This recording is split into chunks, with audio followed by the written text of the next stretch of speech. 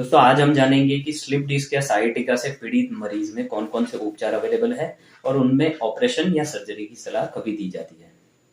दोस्तों सबसे पहली और सबसे महत्वपूर्ण बात जो जानने लायक है वो ये है कि स्लिप डिस्क और साइटिका से पीड़ित 90 से 95% मरीजों को कभी भी ऑपरेशन की जरूरत नहीं होती है और ना ही उनको ऑपरेशन का सुझाव दिया जाता है। दोस्तों सबसे पहले कोई भी मरीज को दवाई और आराम के सुझाव दिए जाते हैं। दवाई जिससे दर्द कम हो, नसों के ऊपर की सूजन कम हो और स्पेसिफिक नसों के ऊपर काम करे, ऐसी दवाइयों का इस्तेमाल किया जाता है।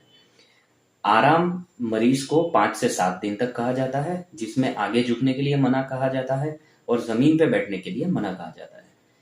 दोस्तों 5 से 7 दिन के बाद जिन जिन मरीज में 70 से 80% जितना दर्द में फर्क पड़ा हो, उनको हम फिजियोथेरेपी और व्यायाम के सुझाव देते हैं।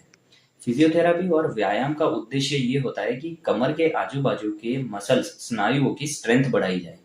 ये स्ट्रेंथ बढ़ने से ऐसे मरीज में भविष्य में वापस से साइटिका या स्लिप डिस्क होने का जोखिम बहुत हद तक कम किया जा सकता है।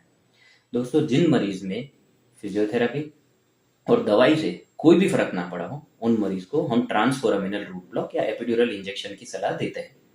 दोस्तों ये एक सिर्फ 15 से 20 मिनट का प्रोसीजर होता है, जिसमें मरीज को ऑपरेशन थिएटर में सीएम गाइडेंस या फिर एक्सरे के मशीन के अंडर में उनके गाइडेंस में इंजेक्शन दिया जाता है, जिससे स्पेसिफिक नसों के ऊपर सूजन कम की जा सकती है।